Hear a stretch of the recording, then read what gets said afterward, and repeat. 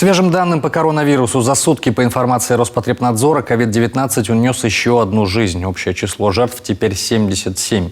Еще 37 человек заразилось и 34 с болезнью справились.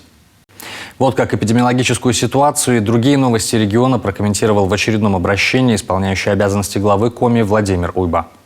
Уважаемые жители республики, добрый день. Сегодня я в командировке в Москве для участия в совещаниях по вопросам развития республики и продолжаю информировать вас о ситуации.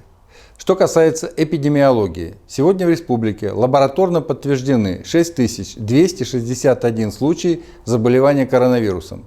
Прирост за сутки 37 человек.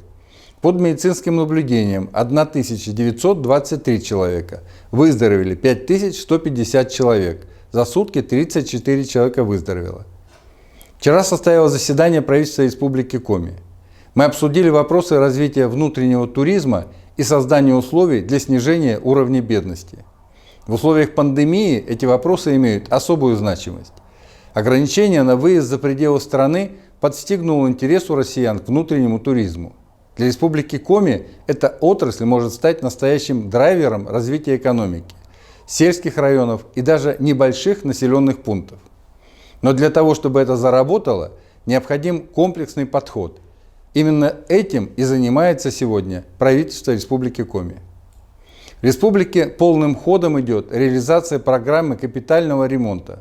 Работы завершены уже в 74 многоэтажных домах.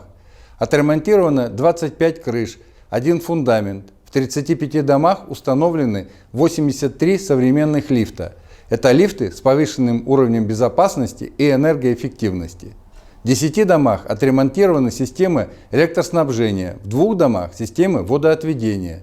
Всего до конца года по программе будут проведены строительно-монтажные работы в 254 многоэтажках. На эти цели выделено 1,2 миллиарда рублей. Завтра сразу 2 значимых праздника – День государственного флага России и день рождения Республики Коми. В этот день состоится очень важное событие. Будет заложен камень на месте будущего памятника Ивану Павловичу Морозову. С его именем связана целая эпоха в жизни Коми-края. 22 года Иван Павлович руководил республикой и внес огромный вклад в ее развитие.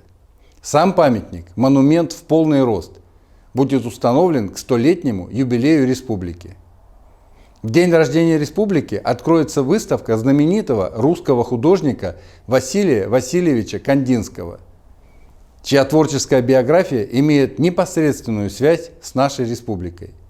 Впервые в Сыктывкар привезут 14 оригинальных полотен выдающегося художника из фондов Государственного русского музея. Хочу отметить, что культурная жизнь в республике становится все более насыщенной и разнообразной. С сегодняшнего дня возобновили работу театры, концертные залы. Ранее уже заработали музеи и кинотеатры. Уважаемые жители республики, это все новости, которыми я хотел сегодня с вами поделиться. Будьте здоровы, берегите друг друга. До завтра.